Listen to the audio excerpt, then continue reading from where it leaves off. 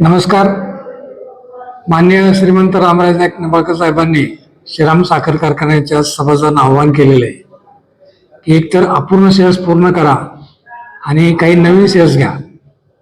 कारण श्रीराम साखर कारखाना अडचण आहे, अडचणीतून मार्ग काढण्यासाठी हा एकमेव मार्ग आहे समोर, आणि हा मार्ग यशस्वी झाला तर माझ्या माहितीप्रमाणे श्रीराम साखर कारखाना यावेळेस आपला सीझन सुरू करेल. फक्त यावेळेस अडचण अशी येते की सभासदांचं म्हणणं असं येतं, ठीक आहे आम्ही 15,000 शेअर्स पूर्ण करतोय, नवीन शेअर्स घेतोय, आमचा फायदा काय. सभासदांचं म्हणणं एकदम बरोबर आहे. त्यासाठी आम्ही यावेळेस असा निर्णय घेतलेला आहे.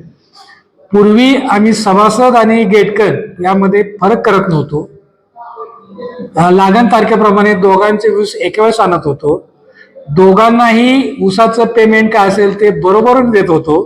परंतु सभासदांच्या अडचणीमुळे आम्ही असा निर्णय घेतोय की जे सभासद आहेत, ज्यांचे शेअर्स पूर्ण आहेत, अशा सर्व सभासदांना आम्ही यावेळेस ऊस तोडताना प्राधान्याने ऊस तोडणार आहे.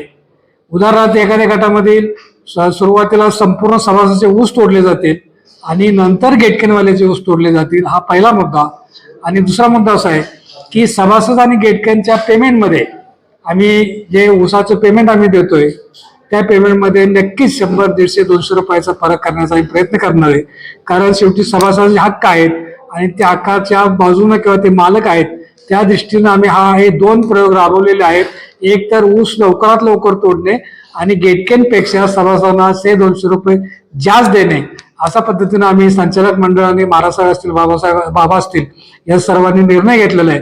म्हणून मी आपल्या सर्वांना, जे सभासद नाहीत किंवा जे गेटकेनवाले आहेत, त्यांना मी आव्हान करतोय की जास्तीत जास्त लोकांनी सभासद आपलं श्रीराम साखर सभासद घ्यावं आणि सभासद होऊन श्रीराम साखर कारखाना चालू राहावा आणि भविष्यामध्ये सभासदांना न्याय मिळेल या दृष्टीने आम्ही निर्णय घेतलेले आहेत.